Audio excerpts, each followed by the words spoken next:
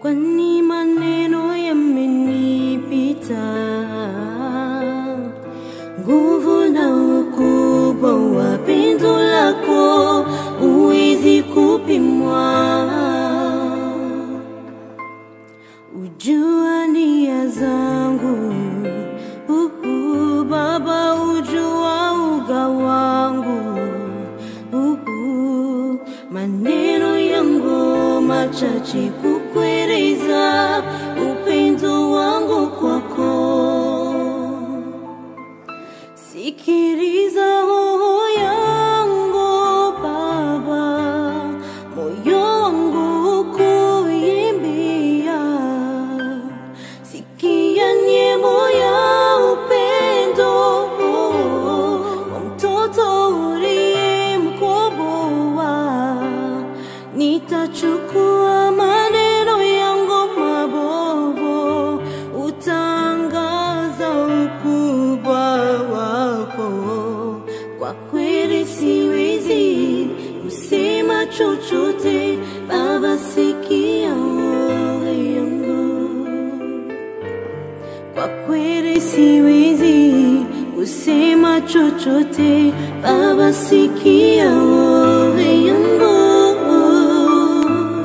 Alors entends mon cœur. Bonjour frères, sœurs, que la paix soit avec vous. Voilà, je suis à Oradour-sur-Glane, là où il y a eu les Allemands. Vous voyez, je suis dans une église là, qui ont ravagé toute une ville et tout brûlé, tué beaucoup de gens. Il y a beaucoup de gens qui sont morts ici. Il y a beaucoup d'émotions parce que je ressens beaucoup de choses. Et c'est vrai que... Voilà, je vous montre la ruine de l'église. Regardez, il n'y a plus de toiture.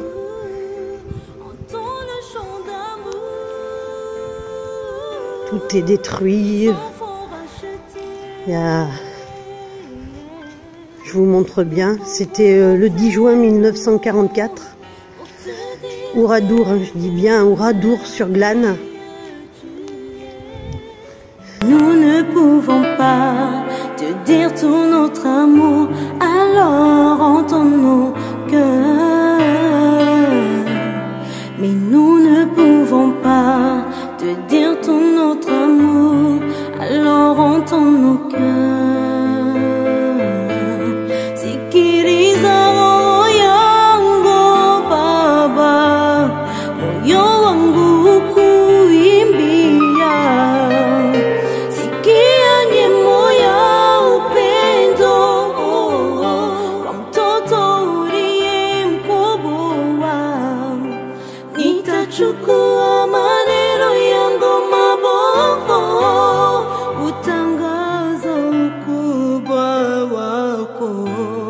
Kwa kweli siwezi kusema chochote, Baba, sikia roho yangu. Kwa kweli siwezi kusema chochote, Baba, sikia roho yangu. Kwa kweli siwezi kusema chochote, Baba, sikia roho yangu. Baba, Baba, Baba,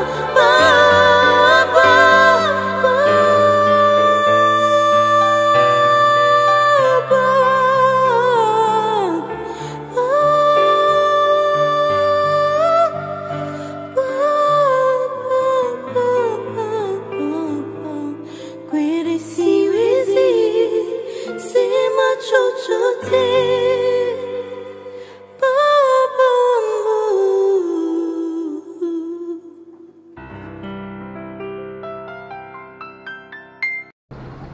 Voilà qui sont les hommes qui s'apprêtent à entrer dans Oradour-sur-Glane, le 10 juin 1944. Un village sans lien avec la résistance, mais dont la population a presque doublé du fait des Espagnols, Alsaciens et Juifs, qui y ont trouvé refuge. Oradour est un village typique de la région. Son église du XVe siècle, ses petits commerces et ses fermes que traverse la ligne du tramway font de la bourgade une carte postale vivante et pittoresque. Ce samedi-là, place du champ de foire, les hommes font la queue pour la distribution de tabac, pendant que les enfants se massent aux portes des 3 écoles communales pour la visite médicale.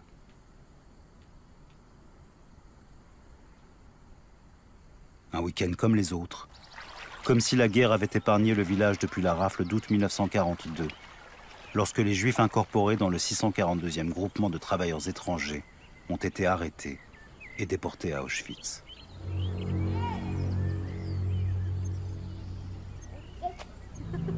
Alors que les 2 blindés et les camions de Dickmann sont arrêtés à quelques kilomètres avant l'entrée du village, Heinz Barth se tourne vers ses hommes au moment de reprendre la route et leur dit « Aujourd'hui, vous allez voir couler le sang. » Dickmann, Kahn et Barth s'apprêtent à faire subir à Oradour le même traitement qu'à Logoïsk, qu'à Lydis et qu'aux 628 villages biélorusses, rasés de la surface du globe par les troupes de la mort SS.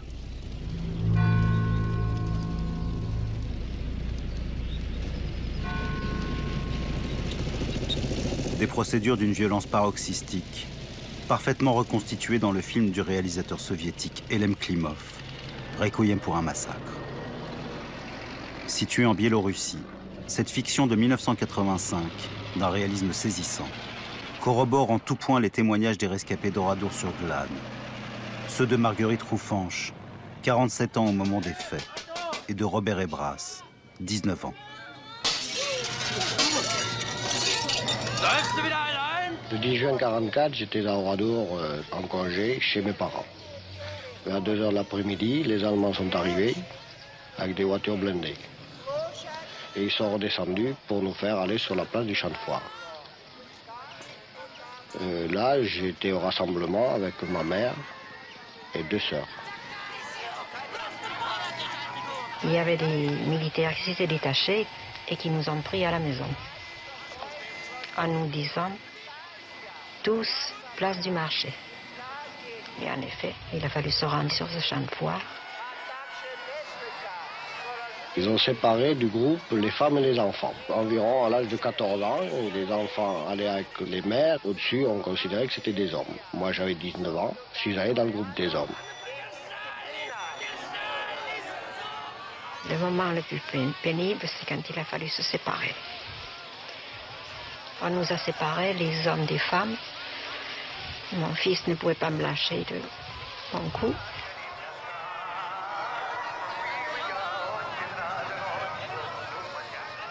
Nous avons été conduits à l'église et les hommes ont été mis dans les granges.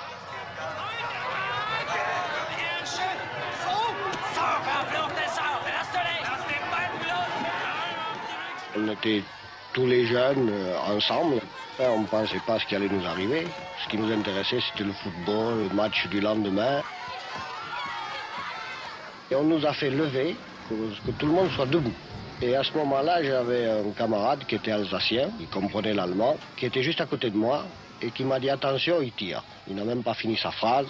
Et à ce moment-là, on a tiré sur nous plusieurs rafales de fusils mitrailleurs.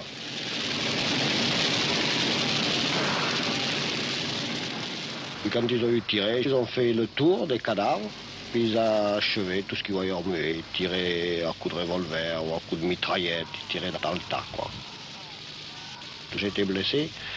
Après, ils nous ont couverts de foin, de fagots, tout ce qu'il y avait dans la grange. Ils ont mis le feu.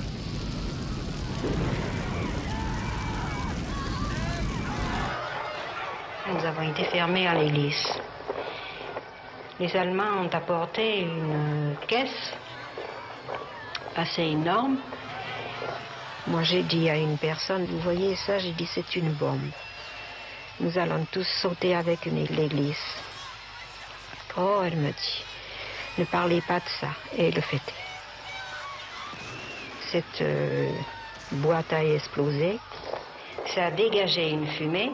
Ça nous a asphyxiés. Nous n'avons plus rien vu dans l'église. Ça a été pêle-mêle, des cris de tous les côtés.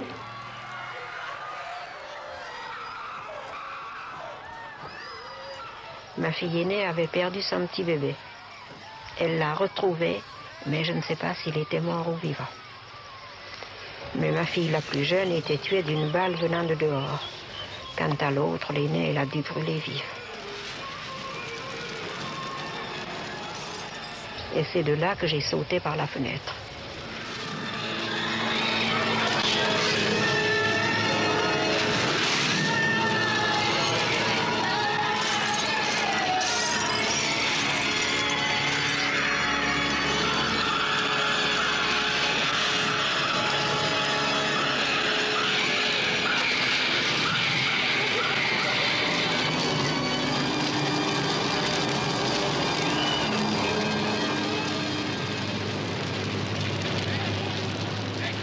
À la nuit tombante, tandis que Marguerite Roufange, qui a pris 3 balles dans le corps, attend entre la vie et la mort le départ des Allemands. Que Robert et Brasse assistent en se cachant à l'embrasement du village. Les SS de Dickmann s'emparent des motos, des voitures et du bétail. Kahn fait main basse sur une Peugeot bleue et Barthes sur la caisse de l'épicerie. À Nieul, non loin des ruines encore fumantes d'Oradour, les SS réquisitionnent une école dans laquelle ils festoient et s'enivrent jusque tard dans la nuit.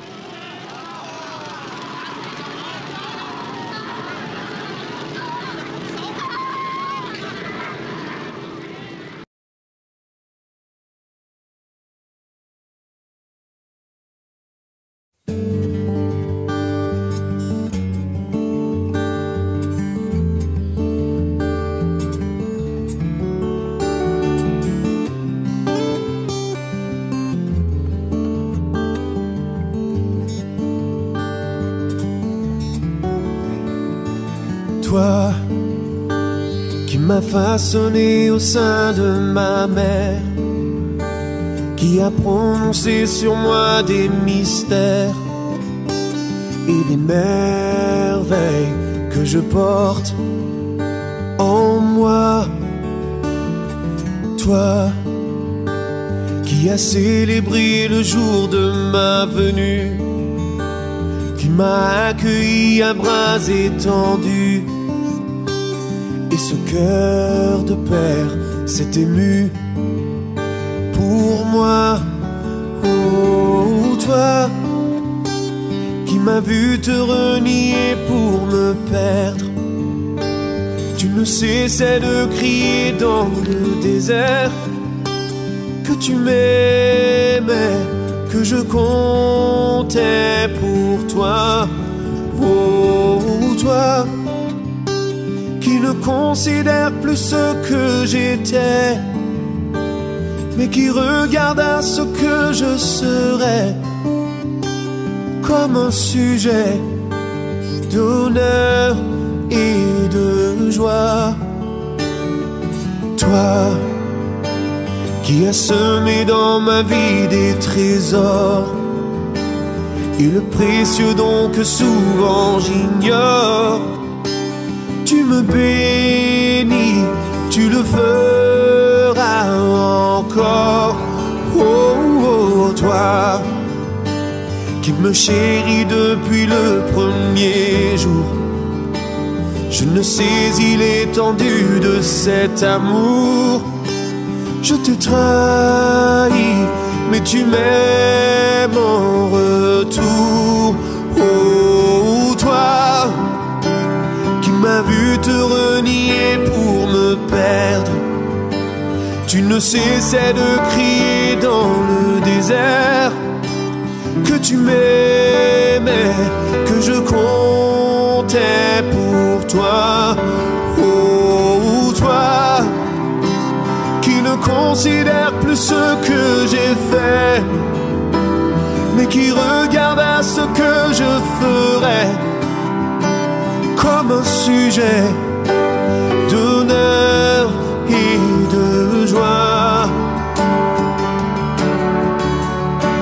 Tu m'as élevé comme un fils, aimé de tout ton cœur. Je t'ai rejeté tant de fois, je t'ai si peu considéré, souvent même accusé, rejetant mes erreurs sur toi. Tu as mis ton nom sur mes lèvres,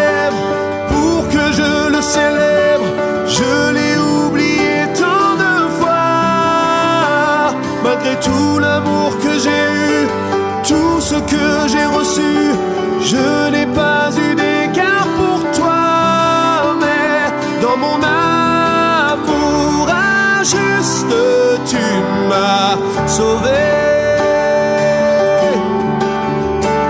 Dans mon amour injuste, tu m'as guéri. Je n'en étais pas digne, mais tu m'as pardonné. Je ne méritais pas, mais tu m'as pardonné. Oh, oh, oh. Père, je veux te remettre ma vie entière.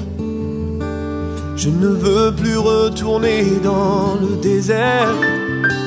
Je t'appartiens et c'est toi que je sers. Oh Père, voilà ce que je désire aujourd'hui, et que plus jamais je ne t'oublie. Tu es mon Dieu, tu es toute ma vie, toute ma vie.